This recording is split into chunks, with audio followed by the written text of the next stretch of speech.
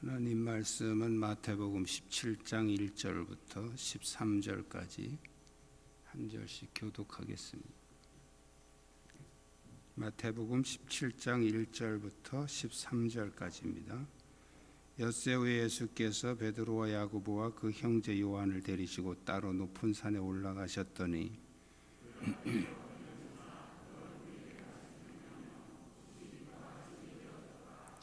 그때 모세와 엘리야가 예수와 더불어 말하는 것이 그들에게 보이거늘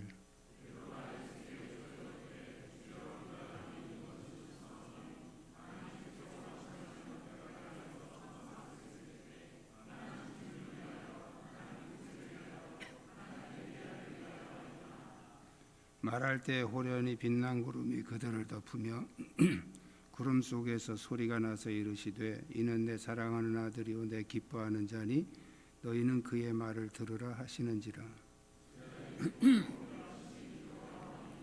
예수께서 나와 그들에게 손을 대시며 이르시되 일어나라 두려워하지 말라 하시니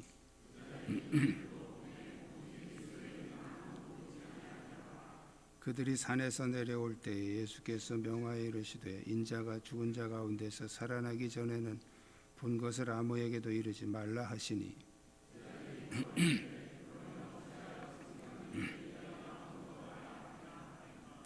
예수께서 대답하여 이르시되 엘리야가 과연 먼저 와서 모든 일을 회복하리라.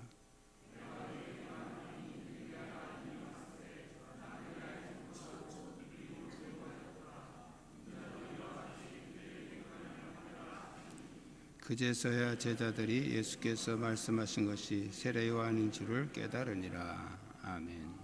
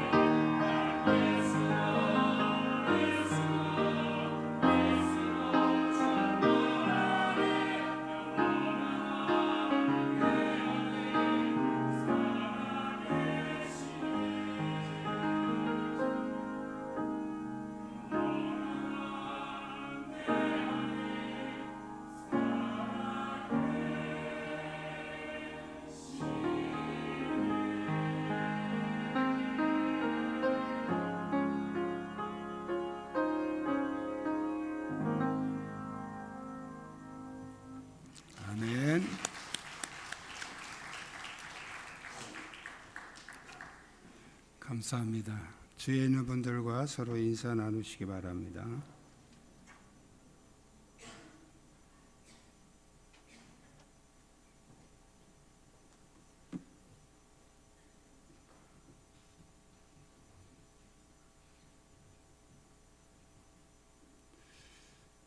예수님의 어떤 능력 사역 위주로 기록한 마태가 이제 16장에서부터는 예수님이 누구시냐 하는 정체성과 또 그분의 핵심 사역이 무엇이냐 하는 것을 이제 중점적으로 기록하고 있습니다. 오늘 본문의 그 변화산의 사건을 통해서 이제 하나님 나라의 영광이 어떻게 이루어졌으며 또 우리가 어떻게 참여할 수 있는지 그것을 우리에게 보여주고 있습니다.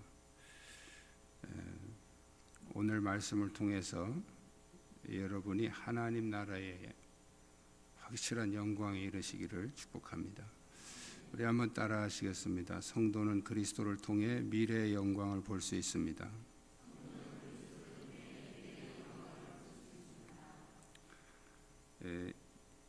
16장 28절에 보면 진실로 너희에게 이르노니 여기 서 있는 사람 중에 죽기 전에 인자가 그 왕권을 가지고 오는 것을 볼 자들도 있느니라. 여기 서 있는 사람 중에 하는 것은 이제 제자들을 말하는 것이고, 제자들 중에서 예수님이 그 왕권을 가지고 오는 것을 볼 자들도 있다 이렇게 말씀을 하시고, 17장 1절에 엿새 후에 그 말씀을 하시고 나서 엿새 후를 말합니다. 그리고 베드로, 야고보, 요한, 우리가 흔히 이제 수제자라 이렇게 말합니다. 이 세 사람을 예수님이 데리시고 이제 높은 산에 올라가셨다. 우리가 흔히 말하는 이제 변화산이죠. 변화산. 높은 산에 올라가셔서 광채나는 모습으로 이제 변형 되신 모습을 보여주십니다. 이것은 앞에 16장 28절에서 왕권을 가지고 오는 것을 볼 자들도 있다 하신 그 말씀대로 만왕의 왕으로서 세상을 심판하실 그런 왕권, 또 부활하시고 재림하셔서 이 세상을 심판하실 그 왕권의 모습을 이제 보여주신 것입니다. 이것은 또한 성도들에게 주어질 미래의 영광을 보여주신 것이죠. 우리에게 가장 큰 소망이 있다면 그것은 하나님의 나라가 예비되었다는 것입니다. 할렐루야. 초대교회 성도들은 이 믿음이 확실했기 때문에 감옥에서 무진 고문을 당하고 또 이렇게 순교를 당하면서도 굴복하지 않았죠. 변화산에서 제자들에게 보여주신 이 주님의 모습은 장차 왕권을 가지고 재림하실 주님의 모습을 보여주신 것입니다. 그러나 이것은 단순히 주님의 모습만 보여주신 것이 아니고 바로 주님을 믿는 성도들에게 나타날 미래의 영광을 보여주신 것입니다. 우리가 비록 이 땅에 살지만 우리가 성령으로 충만하면 그리스도를 통해서 이 미래의 영광을 볼 수 있게 될 줄로 믿습니다. 또한 성경은 이미 기록된 말씀을 통해서 우리에게 믿음의 눈으로 이 하나님 나라의 영광을 미리 볼 수 있음을 말씀하고 있습니다. 여러분이 하나님 나라의 이 영광을 미리 볼 수 있는 이 영의 눈이 열려지시기를 축복합니다. 두 번째로 따라하시겠습니다. 미래의 영광은 그리스도의 십자가 부활로 이루어집니다.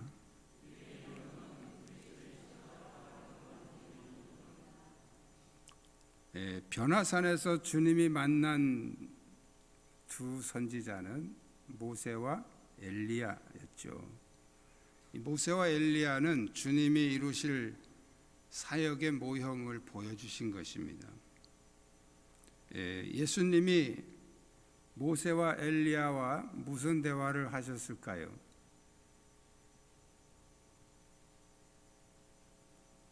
성경을 자세히 봐도 무슨 대화를 했는지 기록이 안 돼 있습니다. 오늘 본문에는 기록이 안 돼 있는데 우리가 똑같은 사건을 기록하고 있는 누가복음을 읽어보면 이 누가복음에서는 9장 31절에서 이 세 분이 대화한 내용이 나옵니다. 장차 예수께서 예루살렘에서 별세하실 것을 말할세, 이렇게 나와 있어요. 예수님께서 예루살렘에서 장차 앞으로 별세하실 것을 얘기했다. 이 변화산에서 예수님이 모세와 엘리야와 만나서 뭔 얘기를 했냐면 예루살렘에서 별세하실 것을 얘기하셨다. 십자가에 죽으실 것을 말씀하셨다는 거죠. 왜 그 얘기를 했을까요?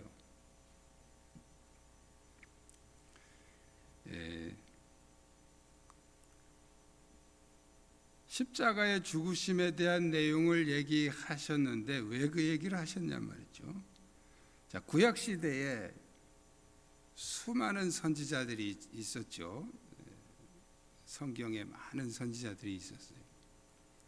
근데 왜 하필이면 예수님은 모세와 엘리야 이 두 사람만 만나셨을까요? 모세와 엘리야를 만나신 의도, 그게 무슨 뜻일까요?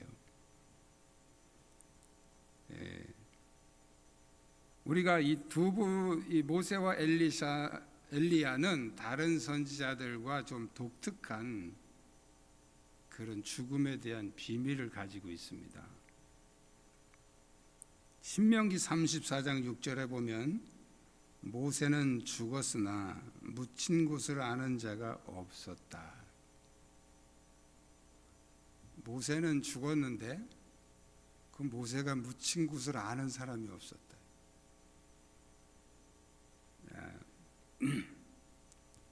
다른 사람은 이렇게 죽었다는 얘기할 때 그 무덤이 오늘날까지 있더라, 이렇게 얘기를 많이 했어요. 아론도 그렇고. 근데 모세는 그 무덤을 아는 사람이 없다는 거예요. 무슨 뜻일까요?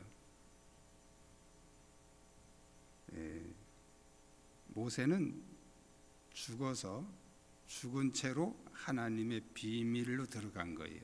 다른 말로 하면 승천한 거죠. 자, 그런데 엘리야는 여러분 잘 알고 계시죠? 열왕기하 2장에 보면 엘리야는 산채로 회오리 바람을 타고 하늘로 올라갔어요. 승천했단 말이죠.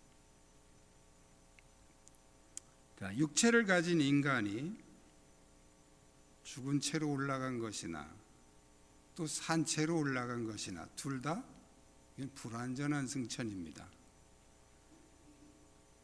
예수님이 그 두 사람을 만났어요. 한 사람은 죽어서 올라갔고 한 사람은 살아서 올라갔어요. 이 두 모습은 불완전한 승천입니다. 그래서 예수님이 완전한 승천으로 죽었다가 살아나셔서 올라가신 거예요. 이 비밀을 보여주신 것이죠. 그래서 예수님은 십자가에서 죽으시고 부활하셔서, 이 부활은 그냥 살아나는 게 아니에요.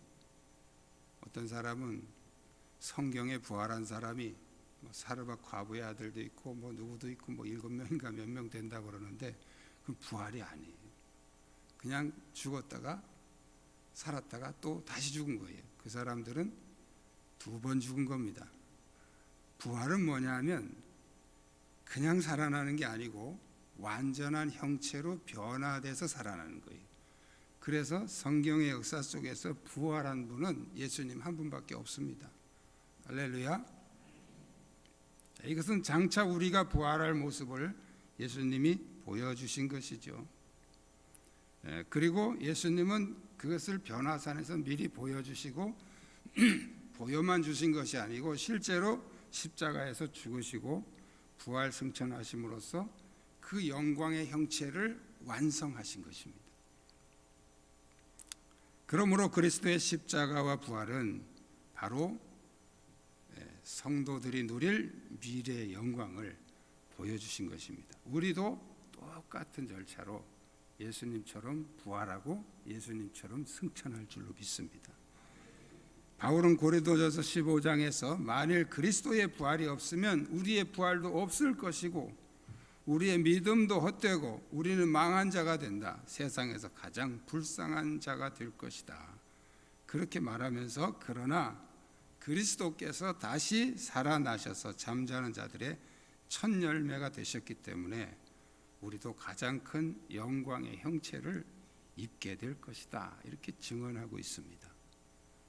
그래서 우리는 그리스도께서 십자가와 부활을 통해서 그 완성하신 미래의 형체, 그 미래의 영광의 형체, 그것을 우리도 똑같이 예수님처럼 부활의 형체로 다시 살아나고 또 승천하게 될 것을 믿습니다.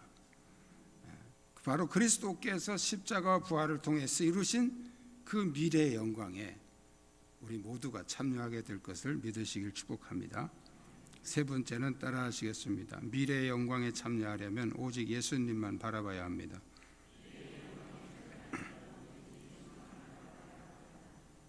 자, 오늘 본문에 보면 베드로는 그 예수님과 모세와 엘리야의 그런 환상적인 대화에 감동이 돼서 여기다가 초막셋을 짓겠습니다.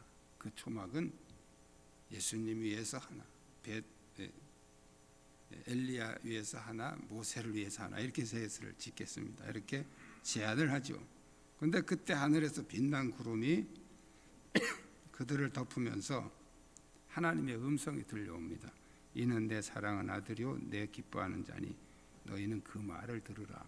자, 이 하늘의 음성이 들릴 때 이 제자들은 너무 두려워서 땅에 엎드렸죠. 그런데 예수님이 오셔서 어깨를 두드리면서 일어나라, 두려워하지 말라. 그래서 이제 제자들이 이렇게 눈을 들고 보니까 모세와 엘리야는 간 곳이 없고 오직 예수님만 보이더라. 이렇게 성경이 기록하고 있습니다. 제자들이 눈을 들고 보매 오직 예수 외에는 아무도 보이지 아니하더라. 모세는 율법의 대표자죠. 엘리야는 능력의 대표자입니다. 미래의 영광에 참여하려면 율법도 능력도 소용없고 오직 예수님만 가능하다는 것입니다. 베드로는 천하 인간의 구원 얻을 다른 이름을 우리에게 주신 일이 없다. 이렇게 설교를 했습니다. 그래서 오직 우리는 예수님만 믿어야 되고 예수님만 바라봐야 된다는 것입니다. 말세를 사는 우리의 이 시대에 예수님만 바라보지는 못하도록 방해하는 여러 가지 세력들이 있죠. 예수님은 이 말세의 징조들을 얘기하시면서 그리스도인들을 미혹하는 대표적인 그 방해가 바로 거짓 선지자와 거짓 그리스도라고 말씀을 하십니다. 그들은 큰 표적과 기사를 보이면서 성도들을 미혹할 것이다. 이게 예수님이 예언하신 거예요. 여러분들이 자꾸 표적, 능력 이것만 자꾸 사모하다 보면 이런 거짓 선지자들과 거짓 그리스도의 미혹에 빠져들어가기 쉽습니다. 그런 건 너무 사모하지 마십시오. 또 사도들은 이단들의 미혹을 조심하라고 그의 서신서에서 많이 경고하고 있습니다. 또 우리가 사는 이 시대는 이 발달된 현대 문명도 우리의 시선을 미혹하는 그런 것들 중에 하나입니다. 이런 여러 가지들이 우리가 예수님만 바라보지 못하도록 계속 방해하고 미혹하는 그런 세력들이죠.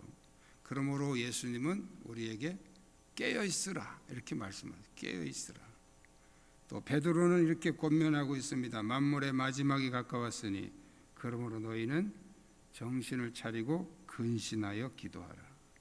우리 따라합시다. 정신을 차리고 근신하여 기도합시다. 왜 그렇습니까? 우리가 예수님만 바라보지 못하도록 계속해서 미혹하고 방해하는 세력들이 있기 때문입니다. 미래 영광에 참여하려면 오직 예수님만 바라보시기를 축복합니다.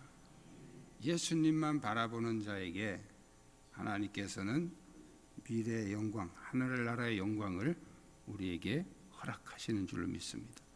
예수님은 우리에게 이론적인 원리만 가르치신 것이 아닙니다. 실제로 십자가에서 죽으시고 부활하시고 승천하심으로써 우리에게 확실한 미래의 영광을 모델로 보여주셨고 또 우리에게 약속을 하셨습니다. 그러므로 우리는 히브리서 12장 2절의 말씀처럼 믿음의 주요 또 온전하게 하시는 이인 예수를 바라보자. 우리 한번 따라하겠습니다. 믿음의 주요 온전하게 하시는 이인 예수를 바라봅시다. 믿음은 예수님만 바라보는 것입니다. 예수님만 바라보고 예수님만 찬양하다가 영광의 나라에 참여하시기를 주님의 이름으로 축원합니다. 기도하시겠습니다. 주님은 우리가 주님만 바라보고 믿음의 승리자가 되기를 원하십니다. 주여 오직 주님만 바라보고 미래의 영광에 참여하는 믿음을 주옵소서. 오늘 말씀 붙잡고 함께 통성으로 기도하시겠습니다. 살아계셔서 역사하신 아버지, 오늘도 우리에게 말씀을 읽게